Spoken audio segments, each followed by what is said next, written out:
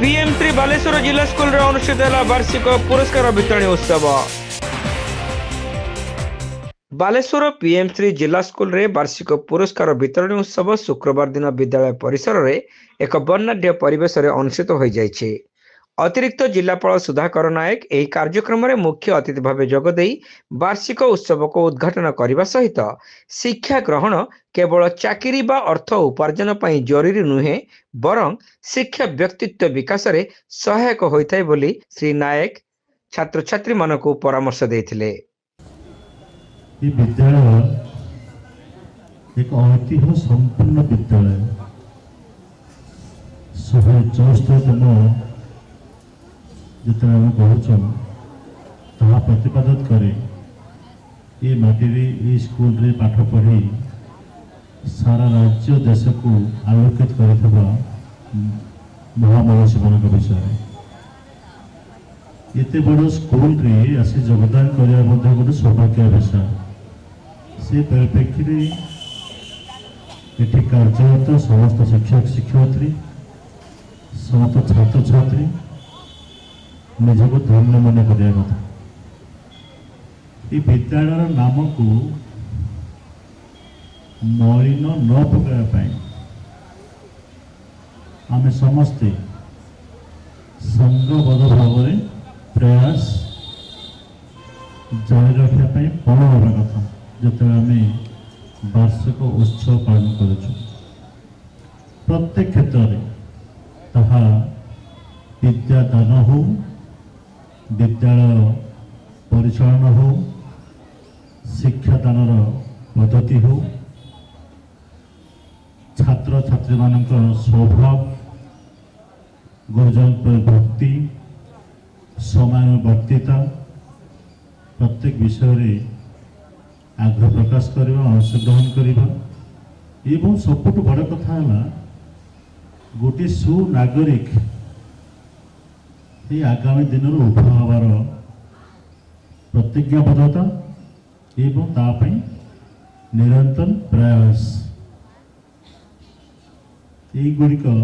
ये विद्यालय साधारण भाव में आम आशा कर अन्य विद्यालय तो ये विद्यालय संपूर्ण भिन्न स्वतंत्र एवं जेकोसी बड़ बड़ फंक्शन हुए बड़ बड़ प्रोग्राम हुए आम सामना को प्रथम बालेश्वर जिला स्कूल ही आसे फकीर मोहन साहित्य परिषदर सभापति सुभाष चंद्र पात्र मुख्य वक्ता भावे जोगदेई 175 वर्ष पूर्व जिला स्कूल प्रतिष्ठा पछरे बहु इतिहास रही बोली कहिथिले। एही विद्यालय रे पाठ पढ़ुथिबा छात्र छात्री माने बहुत भाग्यवान कारण एही विद्यालय बहु महामुनिष तैयारी करिबारे सक्षम होई परिछि बोली श्री पात्र कहिथिले। मो पाई दीटी जिला स्कूल एबे भी मोर शयन सपन से माने मते जाबड़ी धरछन दुईटी जिला स्कूल गोटे जिला स्कूल तो ठिया होती आ गोटे जिला स्कूल हूँ फकीर मोहन कॉलेज जोटा कि मुझे आज जाए जिला स्कूल गोटे संप्रसारित रूप हिसाब से देखे कारण ऐतिहासिक कारणटा शुणी 1853 नवेम्बर जिला स्कूल प्रतिष्ठा होती प्रथम 17 वर्ष मंडल बजार रे गोटे घरोई कोठारे 17 वर्ष 1853 युक्त 17 1870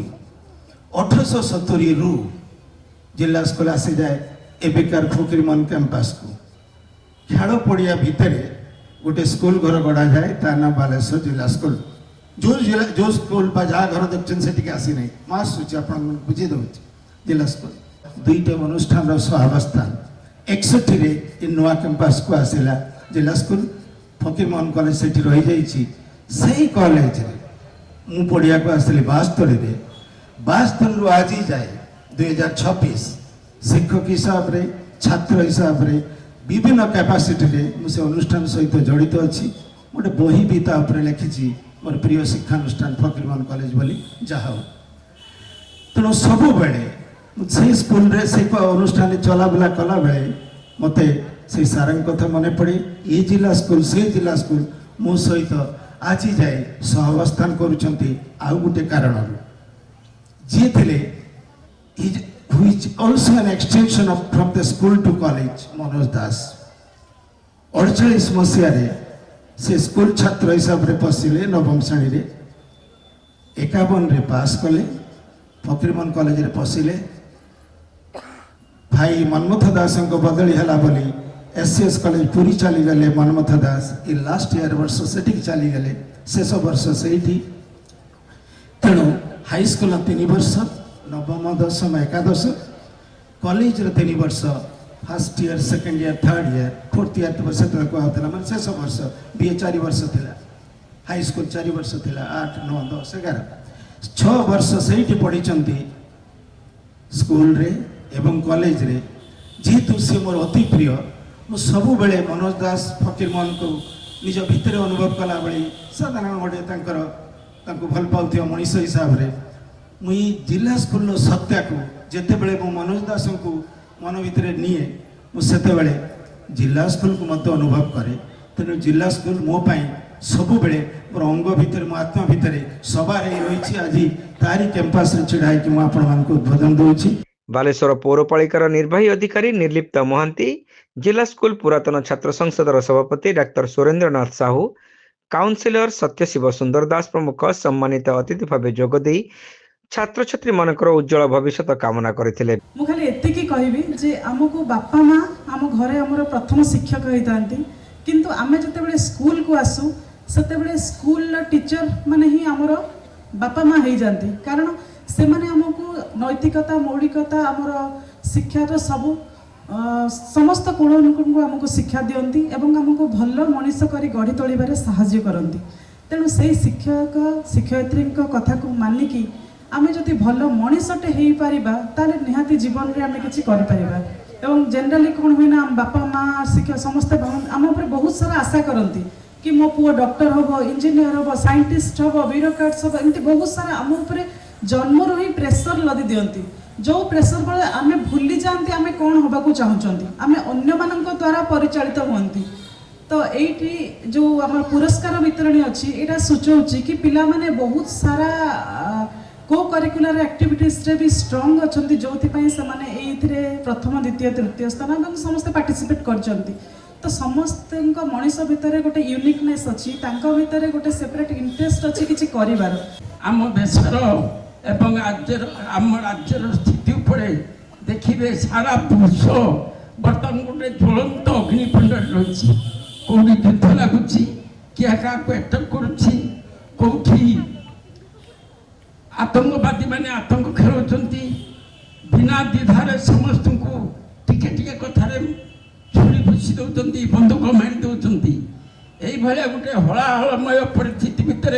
आम जीवन चली मुझे ये विद्यालय 60 वर्ष तले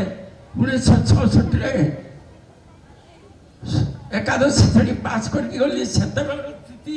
60 वर्ष पर स्थिति देखिकी मत घोर चिंता भी लगुच कारण आमर श्रेणी कक्ष भितर आम देश और जाति को गढ़ाई पुणी पुणी पिला माने जो माने अच्छी से जो उपयुक्त शिक्षा ग्रहण करी समाजर मुख्य छंत्र सामिल हे ताले ये देश बहुत किसी उन्नति करिवो।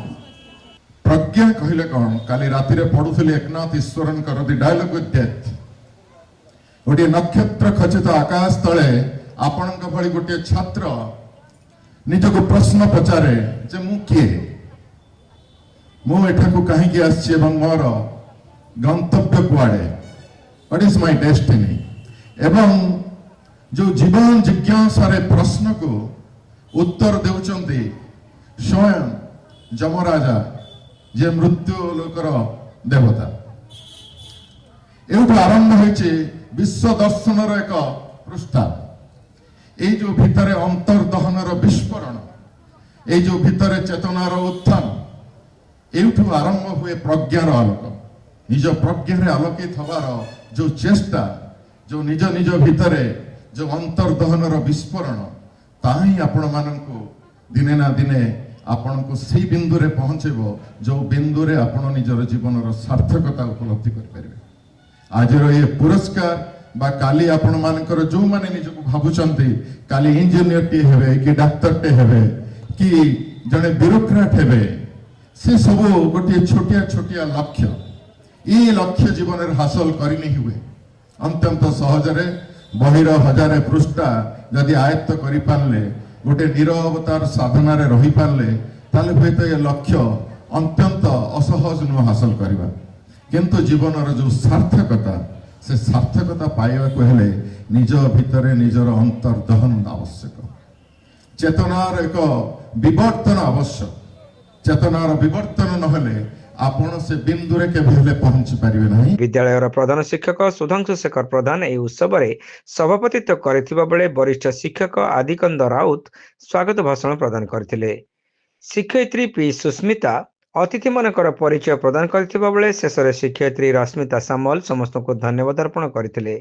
ଏହି ଅବସରରେ ପୂର୍ବରୁ ଆୟୋଜିତ ହୋଇଥିବା ବିଭିନ୍ନ ପ୍ରତିଯୋଗିତାର କୃତି ପ୍ରତିଯୋଗୀମାନଙ୍କୁ ଅତିଥିମାନେ ପୁରସ୍କୃତ କରିଥିଲେ। ସଭା ପରେ ଛାତ୍ରଛାତ୍ରୀମାନେ ବିଭିନ୍ନ ସାଂସ୍କୃତିକ କାର୍ଯ୍ୟକ୍ରମ ପରିବେଷଣ କରିଥିଲେ। ପ୍ରଶାନ୍ତ ମଲ୍ଲିକ, ଭାଗ୍ୟଶ୍ରୀ ସାହୁ, ସୋନାଲି ମହାନ୍ତି, ଶୁଭସ୍ମିତା ମହାନ୍ତି, ଅନିତା ସିଂ, ଦେଶପ୍ରିୟା ବିଶ୍ୱାଳ, ଲିପି ପୁଷ୍ପା ବେହେରା, ରଞ୍ଜିତା ରାଣୀ ପାସା ପ୍ରମୁଖ ଶିକ୍ଷକ ଏବଂ ଶିକ୍ଷୟିତ୍ରୀମାନେ ଉତ୍ସବ ପରିଚାଳନାରେ ସକ୍ରିୟ ସହଯୋଗ କରିଥିଲେ।